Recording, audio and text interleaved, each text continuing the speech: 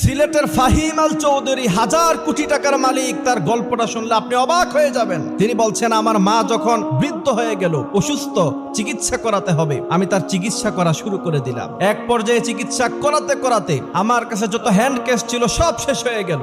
আমি ধার করা শুরু করলাম, ধার করে পর্যন্ত আমার মায়ের আমি চিকিৎসা চালালাম। শেষ পর্যন্ত আর কোথাও ধার পেলাম না। তিনি বলছেন, আমি আমার লন্ডনের সে ফ্ল্যাট পর্যন্ত আমি বিক্রি করে দিলাম শুধুমাত্র আমার মায়ের সেবা করার জন্য। সিলেটের ফাহিম আল চৌধুরী তিনি বলছেন যে আমার মা অত্যন্ত বৃদ্ধ মানুষ, নিজে ওয়াশরুমে গিয়ে নিজে পরিষ্কার হবে সেটা তিনি পারতেন না। আমি আমার এই আঙ্গুল দিয়ে তিনি যখন ওয়াশরুমে তিনি জরুরত ছাড়তেন, তারপরে আমি আমার নিজের আঙ্গুল দিয়ে নিজের হাত দিয়ে তা পরিষ্কার করে দিতাম। আমি তিনাকে গোসল করিয়ে দিতাম, তিনাকে খাবার খাইয়ে দিতাম। তবে আমি দেখতাম আমার মা যখন নামাজের মধ্যে দাঁড়াতেন, নামাজের পরেই দুহাত তুলে আল্লাহর কাছে কেঁদে কেঁদে আমার ব্যাপারে দোয়া করতেন, আর আমি পিছনে বসে বসে তার সাথে আমিন বলেছি।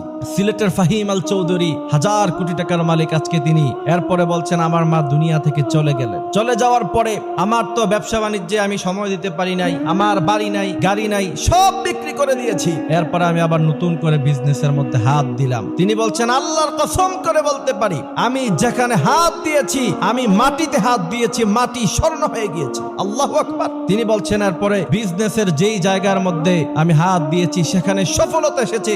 আজ পর্যন্ত আমার জীবনে কোনো ব্যর্থতা আসে নাই। তিনি তারপরে বলছেন, আজকে সেই দিনের গাড়ি হারানো, বাড়ি হারানো ফাহিম আল চৌধুরী আজকে 1000 কোটি টাকার মালিক। একজন মায়ের দোয়া কতটা কাজে লাগতে পারে তার থেকে শিক্ষা গ্রহণ করতে হবে। মায়ের দোয়া নিতে হবে। যুবকেরা মায়ের সাথে খারাপ ব্যবহার করে মনে করতে পারো তুমি অনেক টাকা সম্পদের মালিক হয়ে যাবা। সাময়িক সময়ের জন্য তোমার কাছে মনে হতে পারে এ টাকা তোমার কাছে মজুদ আছে, খরচ হয় নাই, কিন্তু মনে রাখবা জীবনে কখনো সুখী হতে পারবা না। আর মা বাবার পিছনে যদি খরচ করো, ইনভেস্টমেন্ট, তুমি যত খরচ করবা আল্লাহ তোমাকে 1000 গুণ বাড়াইয়া দিবে। এজন্য আল্লাহ বলছেন, ওয়াকাদা রাব্বুকা আল্লা তা'বুদু ইল্লা ইয়্যাহু ওয়া বিল ওয়ালিদাইনি ইহসানা। বাবা মায়ের সাথে এমন আচরণ করো না যাতে করে তারা উফ শব্দ পর্যন্ত তাদের মুখ দিয়ে বের হয়। শুধু তাই নয়, ওয়াখফিদ লাহুমা জানাহা যুল্লির ব্যাখ্যা হলো যে আপনি দুটো ডানা তাদের পায়ের নিচে বিছিয়ে দেন, মানে আপনার স্থাবর অস্থাবর সমস্ত সম্পত্তি তাদের পায়ের নিচে ঢেলে দেন।